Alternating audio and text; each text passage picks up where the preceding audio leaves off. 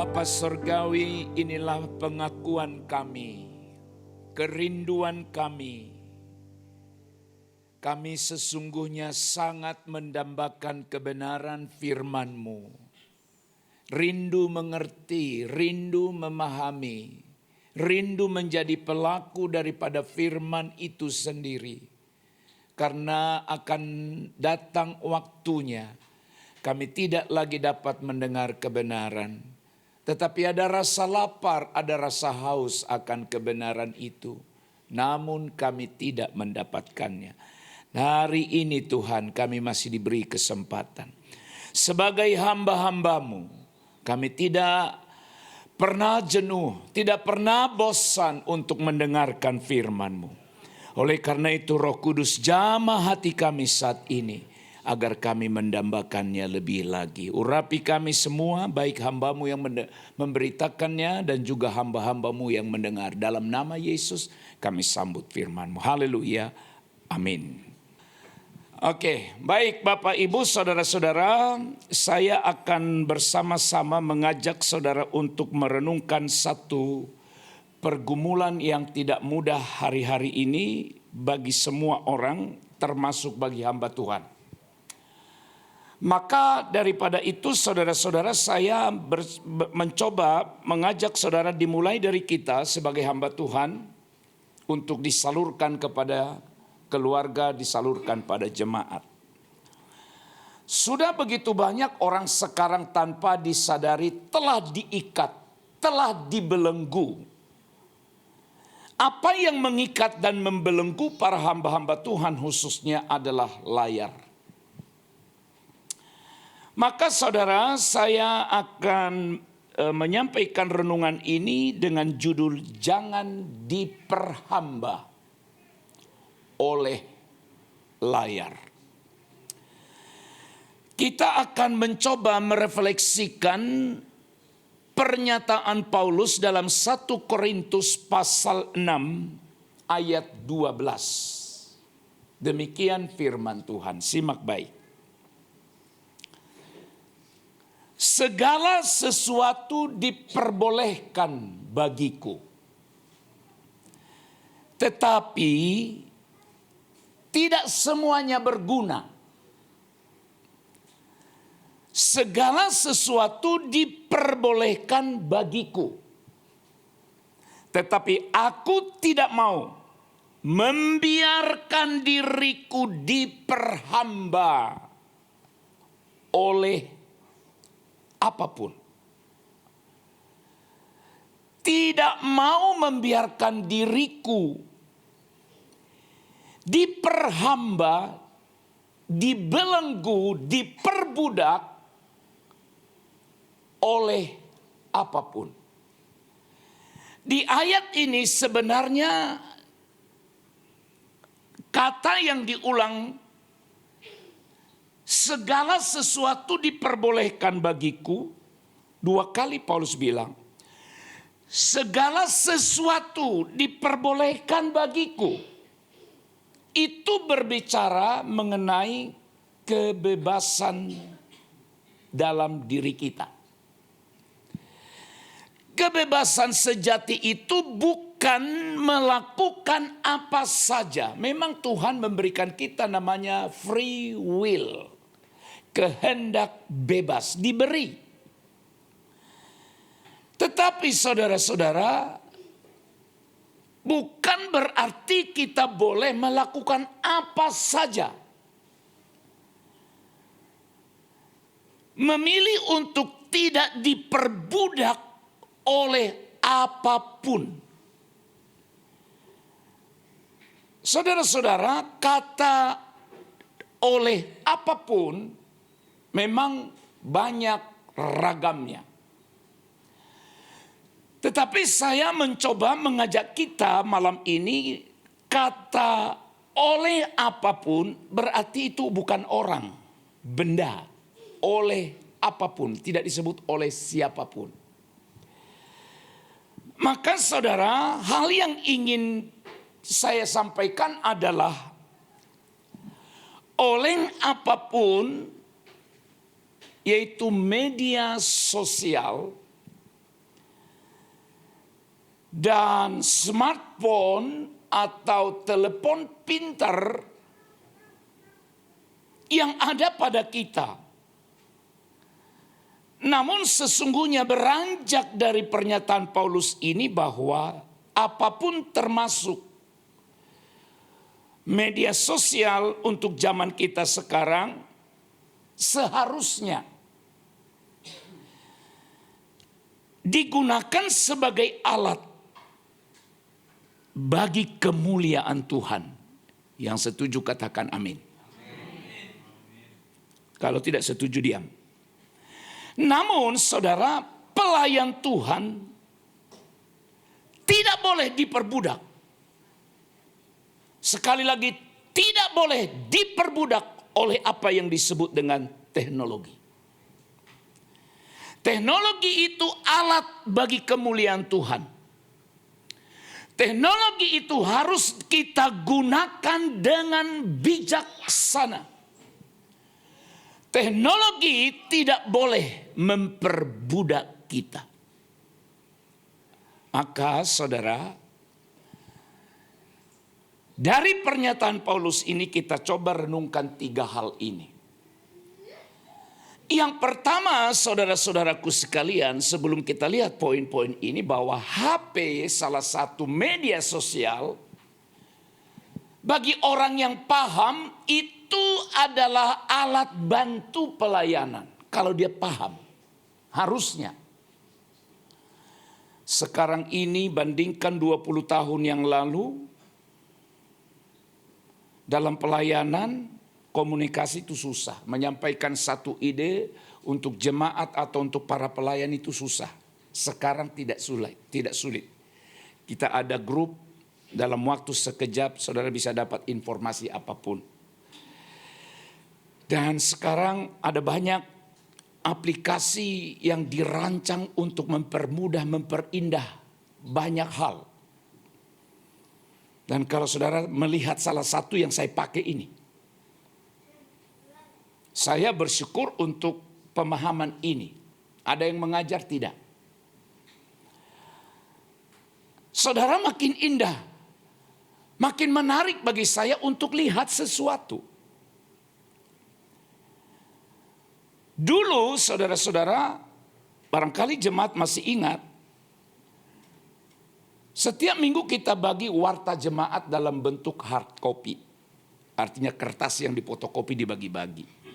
Betul ya, masih ingat sebagian mungkin. Tapi sekarang saudara, sudah agak sulit mendapatkan itu di gereja-gereja. Orang sekarang beralih dari apa yang disebut hard copy ke soft copy. Kertas itu hard. Sekarang dalam soft copy artinya tulisan yang dibuat dalam bentuk elektronik dikirim kepada saudara dengan gambar-gambar yang sangat menarik. Itu membantu pelayanan. Tapi pertanyaannya adalah, apakah kita memakai media sosial atau media sosial yang memakai kita? Simak baik-baik kalimat ini. Apakah kita memakai media sosial atau media sosial yang memakai kita? Fokus Paulus adalah manfaat dan penguasaan diri. Maka dari pernyataan Paulus ini kita pahami kebenaran yang pertama adalah bahwa tidak semua yang boleh itu berguna. Tidak semua yang boleh itu berguna. Dia bilang ayat tadi, segala sesuatu diperbolehkan bagiku. Diperbolehkan. Tetapi tidak semuanya berguna. Saudara-saudara, sekarang ini terlalu amat banyak konten. Dan saya melihat etika diabaikan, moral diabaikan, yang penting konten dapat duit. Tak mau tahu dia apakah ini mengganggu ya etika lah saya sebut, norma. Nggak peduli lagi orang, wanita pun dia, pria pun sama aja udah. Tidak semua, dan kalau tidak dibuat begitu sedikit yang melihatnya. View-nya sedikit. Kalau dibuat aneh, dibuat melanggar ketetapan, dibuat melanggar etika, banyak orang melihatnya. Nah, oleh karena itu sebagai hamba Tuhan, saudaraku sekalian, kita harus mencoba hindari scrolling tanpa tujuan. Apa artinya scrolling? Tanganmu itu yang gini itu terus. Dan tidak pernah kita bosan dan tidak pernah kita puas. Tapi apa yang kita cari? Jangan juga saudara melalui media sosial, saudara akhirnya banding-bandingkan pelayanan. Kita harus juga menghindari debat yang tidak membangun. Di media sosial sekarang banyak itu. Mari kita evaluasi apakah ini membangun iman. Itu standarnya menurut saya.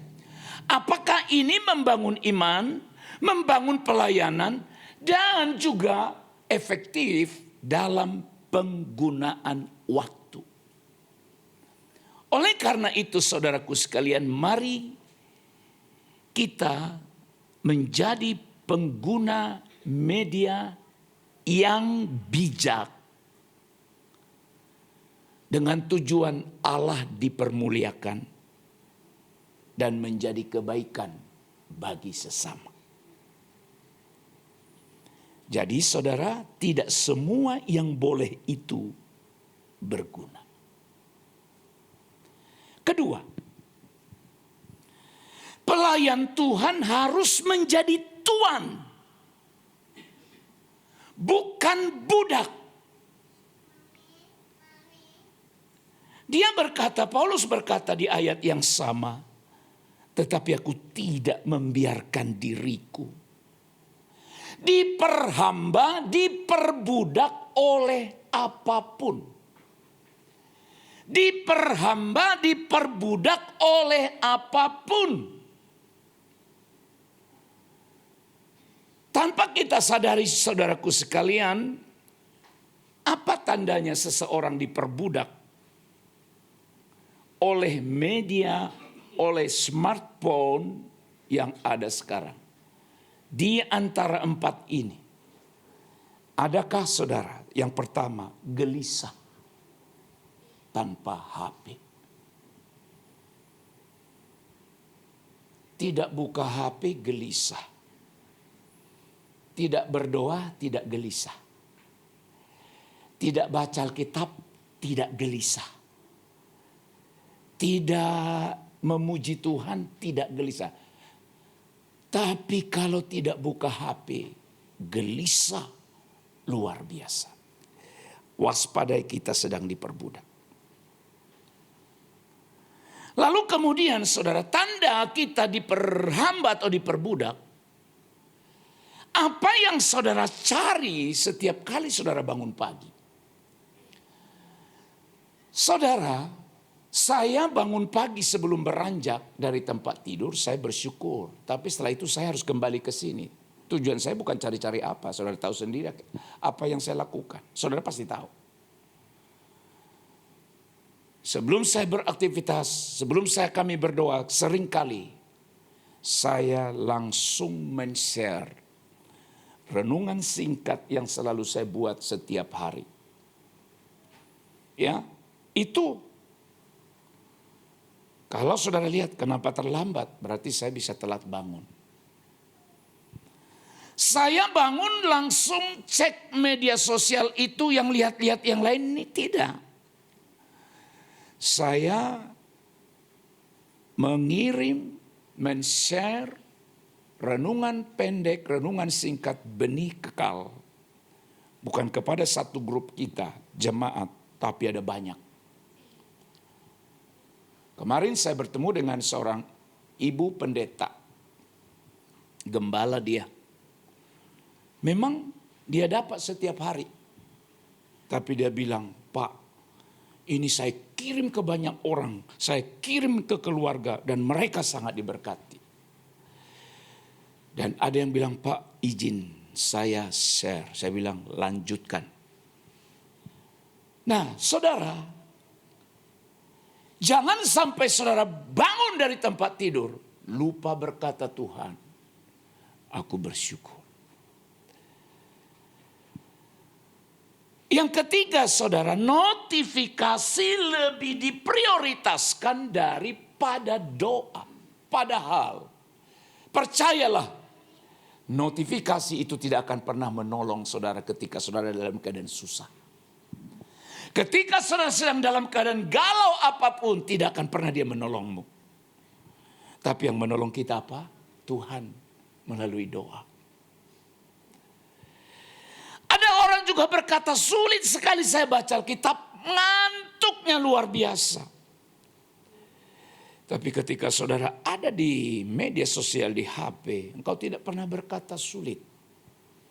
Saudara, mungkin orang bilang, ya kan itu zaman Pak. Betul zaman. Tapi zaman tidak boleh memperbudak kita. Saya yakin kebenaran itu. Apa yang Paulus katakan tadi bagi saya relevan sampai hidup sekarang ini. Maka sebagai pelayan Tuhan, Bapak Ibu yang terkasih dalam Tuhan Yesus Kristus. Ya, sebagai pelayan Tuhan. Kita ini dipanggil untuk hidup dalam disiplin, penguasaan diri, dan bukan ketergantungan digital. Ketiga terakhir, gunakanlah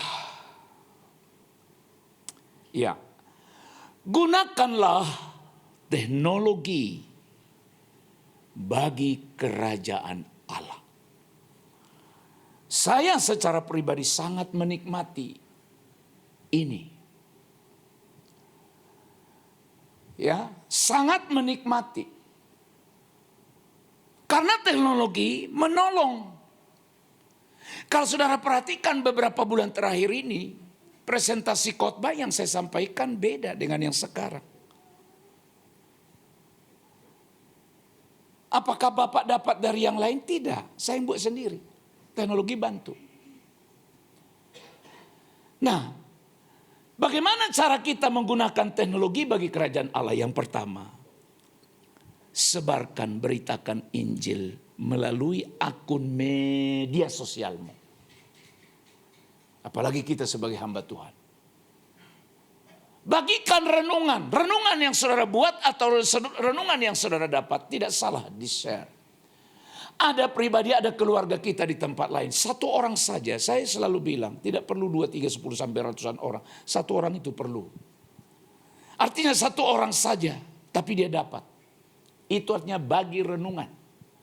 Kuatkan orang lain, kuatkan jemaat melalui satu pernyataan yang kita rumuskan atau yang kita dapatkan dan yang kita yakini itu sebagai sebuah kebenaran. Dan saudara, kita sekarang sedang ada di zaman atau di generasi digital. Lihat anak-anakmu itu.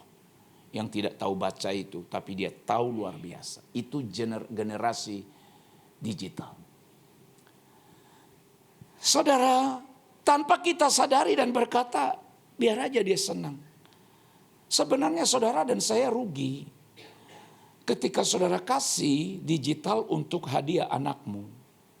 Supaya dia diam. Percaya sama saya. Sebenarnya kita sedang melatih dia tanpa kita sadari. Melatih dia. Supaya apa? Terikat. Tapi engkau tidak tahu engkau sedang mengikat dia. Oleh karena itu mari kita ukur dampak pengaruh. Ya, dampaknya bagi kerajaan Allah. Bukan lamanya kita online. Ya, bukan lamanya kita online. Tapi pengaruhnya, dampaknya. Jadi saudaraku sekalian, pertanyaannya adalah bukan berapa lama saya online, bukan itu. Tetapi seberapa besar pengaruh kerajaan Allah yang saya hasilkan melalui kehadiran saya di dunia digital. Oke ya Bapak Ibu. Saya akhiri dengan kesimpulan dan refleksi. Yang pertama saudara, gunakan atau konsumsi digital harus bermanfaat. Pilihlah konten yang membangun iman. Sebab sekarang banyak konten yang sebenarnya tidak boleh diteladani. Tanpa dia sadari sedang mengajar anaknya hancur. Kita harus bijak memilih konten yang membangun, menambah pengetahuan, dan memperlengkapi saudara dalam pelayanan. Ayo misalnya para WL, singers, cari konten-konten WL yang membangun. Pengkhotbah-pengkhotbah bagi saudara pengkhotbah. Cari pengkhotbah-pengkhotbah ternama. Lihat dia, apa kelebihan kawan ini. Bagaimana cara dia bicara. Bagaimana cara dia menyampaikan kebenaran. Harusnya ada itu. Pemain musik misalnya. Kok bagus sekali dia main drumnya. Di mana? Nonton itu. Sehingga ketika kita lihat itu di upgrade diri kita, ada penambahan, itu berarti baru benar. Ya, memperlengkapi pelayanan. Sebab sekarang apapun saudara bisa dapatkan. Mau belajar apapun saudara bisa temukan hari ini. Tidak perlu bayar. Maka itu baru menggunakan dengan baik. Lalu kemudian saudara, kesimpulan saya adalah jangan diperhamba, jangan diperbudak oleh apapun termasuk HP kita. Kendalikan penggunaan, jangan sampai ia mengendalikan hidup kita. Jangan dia yang mengendalikan, jangan dia yang memperhamba. Dia adalah hamba kita, dia yang harus kita kendalikan. Dan berikut, jadikan teknologi sebagai alat yang membantu kita mempermudah pelayanan kita. Saudaraku sekalian, apakah hari ini saya sudah menggunakan teknologi untuk kemuliaan Allah? Tanyakanlah pertanyaan ini pada diri masing-masing dan jawab sendiri. Komitmen kita adalah saya akan menggunakan digital yang bijak agar hidup saya tentu saja berdampak bagi kerajaan Allah. Terakhir saudara sekalian, jika Tuhan memeriksa, wah ini mengerikan ini ya. Jika Tuhan memeriksa riwayat HP saya, maksudnya riwayat HP apa saja yang saudara buka di situ, Tuhan kan tahu. Tuhan kan tahu.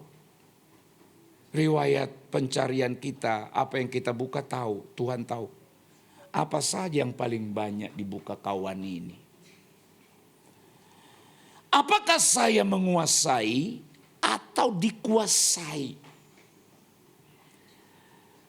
Oleh karena itu jangan biarkan layar di tanganmu mengambil alih hati yang seharusnya dikuasai oleh Tuhan, tapi sekarang dikuasai yang lain. Maka mari kita memiliki komitmen bersama. Yang pertama, batasi waktu layar dengan disiplin. Kedua, pilihlah konten yang membangun iman dan mengubah karakter hidup kita. Utamakan firman Tuhan setiap hari. Kemudian mari kita menggunakan teknologi untuk melayani dan menjadi berkat. Dan berdoalah agar hati kita tetap terjaga dari segala distraksi, Distraksi itu artinya dikuasai lalu dirusaknya kehidupan kita. Kendalikan teknologi sebelum teknologi mengendalikanmu. Hiduplah untuk memuliakan Tuhan dimanapun dan kapanpun. Maka itulah yang Paulus katakan. Segala sesuatu diperbolehkan, tapi tidak semuanya berguna. Amin. Terpujilah Tuhan Allah kami yang hari ini kami ada di zaman teknologi yang sangat berkembang. Kami ada di era digital. Kami bersyukur Tuhan. Namun juga kami sadar kadangkala bukan kami yang menguasainya. Tapi hidup kami yang dikuasai, hidup kami yang dikendalikan. Bahkan tidak sedikit hidup yang diperbudak olehnya. Kami berkata tidak ada waktu untuk Tuhan. Tidak ada waktu untuk merenungkan firman, menyembah, berdoa. Itu alasan banyak orang hari-hari ini. Tetapi untuk yang lain termasuk penggunaan layar. Seseorang tidak sadar waktunya begitu banyak di sana. Tuhan tolonglah kami, berikan kami hati yang bijaksana. Supaya teknologi yang ada pada saat ini tidak membutakan mata hati kami. Tetapi menuntun kami sebagai alat sarana semakin dekat kepada Tuhan. Semakin efektif pelayanan kami oleh karena perkembangan teknologi. Kami bersyukur buat teknologi, namun kami mohon berikan kami hati yang bijak supaya kami dapat hati-hati. Sehingga kami boleh sepakat dan berkata seperti Paulus berkata bahwa segala sesuatu diperbolehkan bagiku. Tapi tidak semuanya berguna dan bermanfaat. Kiranya Roh Kudus menolong kami dalam nama Yesus. Kami berdoa. Haleluya. Amin.